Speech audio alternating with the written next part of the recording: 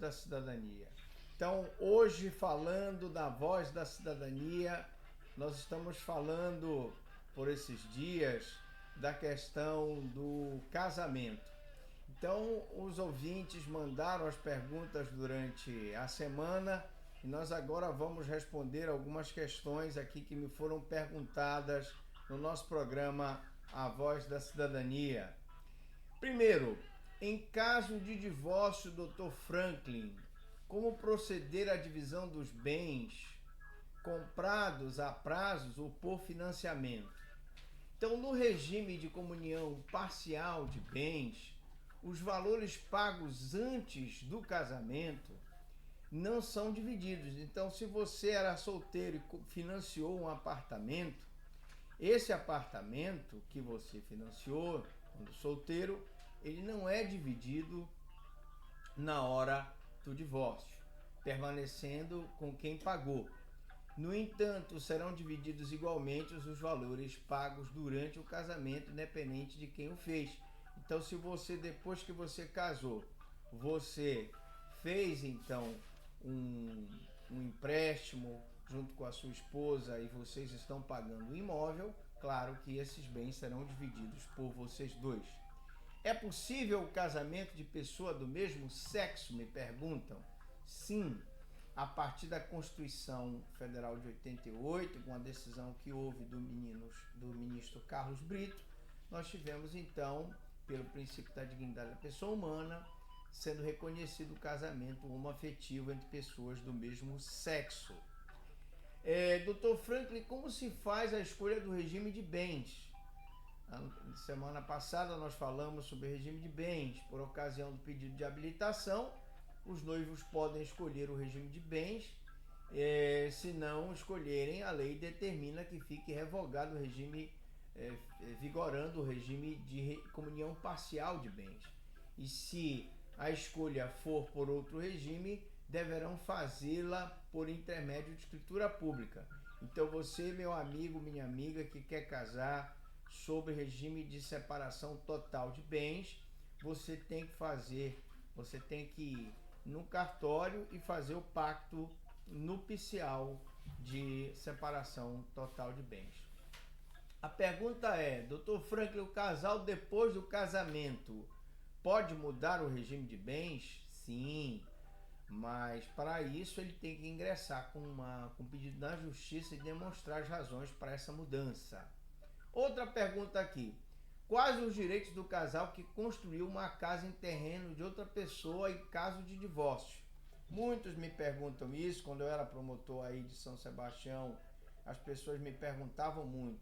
Geralmente o cara construía a benfeitoria na casa da sogra e ficava a ver navios, né? Porque se separava da filha e a filha ficava e a sogra ficava com tudo.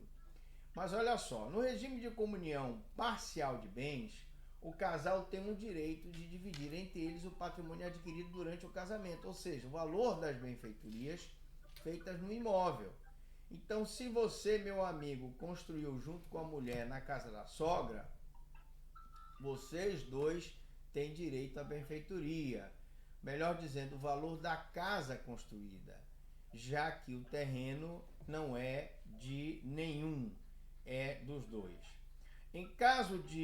Em relação ao dono do terreno, a sogra ou sogro, o casal, se procedeu de boa fé, tem direito de obter indenização das benfeitorias úteis e necessárias. Você mandou fazer a parte elétrica, você mandou fazer a parte hidráulica, você mandou fazer o telhado, você mandou fazer o muro, essas benfeitorias você tem direito à indenização. E se o valor dessas benfeitorias for muito maior do que o valor do terreno, é o direito de adquirir a propriedade do terreno, desde que pague uma indenização ao dono da terra. Então você pode dizer, olha, minha sogra, eu paguei aqui a casa, a senhora não quer vender, eu compro. E aí você pode comprar. Outra questão, vamos ver outra questão que os meninos me mandaram aqui. Quais são as pessoas que não podem casar? Bom, quem é que não pode casar, Dr. Franklin? A lei prevê várias situações de pessoas que não podem casar, né? As pessoas que evidentemente não podem casar são as que já são casadas. Então o cara que é casado, antes de se divorciar, não pode casar, senão ele pratica o crime de bigamia. Não deve casar também os ascendentes com os descendentes, ou seja, filho com a mãe, pai com a filha, os irmãos, o adotante com o cônjuge, com quem foi o cônjuge do adotado, o adotado com quem foi o cônjuge do adotante, o adotado com o filho do adotante. Então, você adotou uma criança, essa criança se apaixonou pelo teu filho ou a tua filha, não pode casar, porque ele, como adotado, ele é considerado como filho, e irmãos não podem se casar. Seria um incesto, né? Os parentes colaterais até o 3º grau, irmãos que são parentes em 2º grau, entre tio e sobrinho, o parentesco é de 3º grau. O cônjuge sobrevivente com condenado por homicídio ou tentativa de homicídio. O cara que tentou matar a mulher, né, foi condenado por isso, ele não pode casar com o cônjuge sobrevivente, né?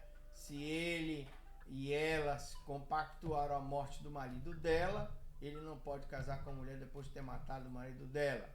E também os afins em linha reta, sogros, genros e noras, né? Tem sido admitido o casamento entre tios e sobrinhos com base na legislação anterior ao Código Civil. Na próxima edição do programa Voz da Cidadania, nós vamos falar sobre quem pode casar, se a pessoa pode casar por procuração. E também responder a seguinte pergunta: quantas vezes, meu amigo Bruno, quantas vezes as pessoas podem casar? Eu fico por aqui, mandando um abraço aí para todos os meus amigos da família Pereira, né? A tia Alaí, a tia Laila, né?